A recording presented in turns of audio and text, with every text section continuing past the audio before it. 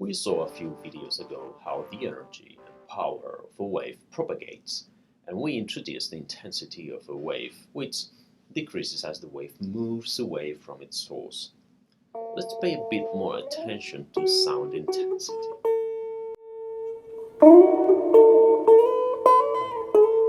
When there is a sound that it generates at a point, we can assume that the waves propagate in all directions.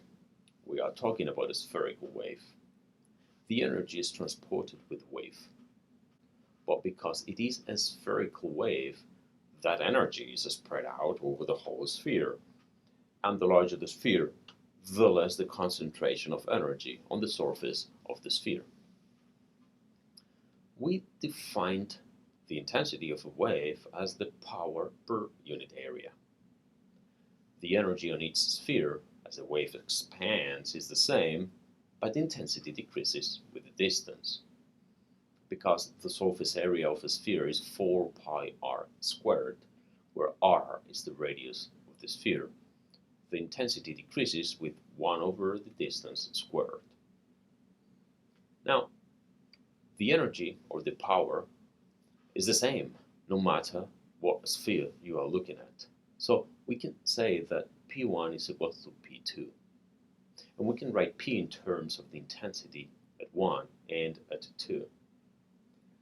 I1 times 4 pi r1 squared is equal to I2 times 4 pi r2 squared. We can cancel the 4 pi's, and we have that I1 over I2 is equal to R2 over R1 squared. The intensity at a point farther from the source is equal to the intensity at a point closer to the source times the ratio of the radii, 1 over 2 squared.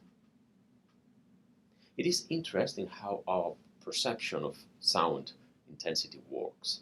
We hear sound because the energy of the wave makes oscillate some parts of our internal ear. There are some thresholds in order for that to happen, but we have a wide range of sensitivity to sound. You might have heard about decibels of sound intensity. A decibel is a unit of intensity, but it has the particularity that it is not linear. In order to accommodate the range of sound power that we can detect, the scale is logarithmic.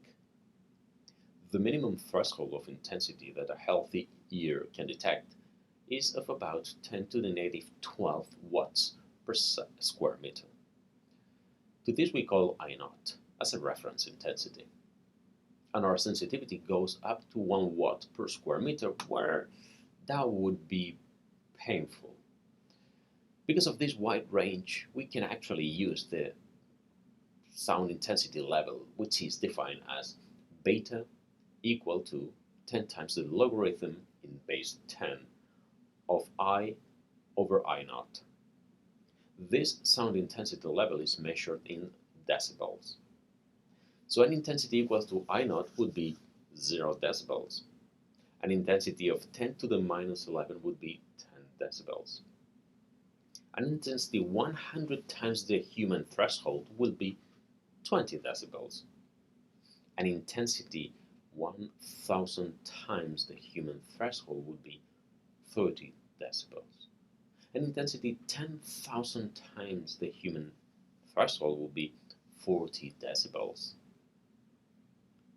An intensity 1 trillion times the human threshold would be 120 decibels, which would be painful to any human. This would be like sitting by the loudspeaker in a rock and roll concert or near a pneumatic chipper.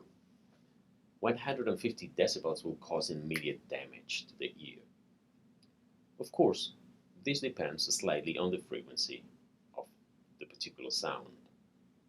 Be careful with the volume of your headphones, and may rock and roll be with you.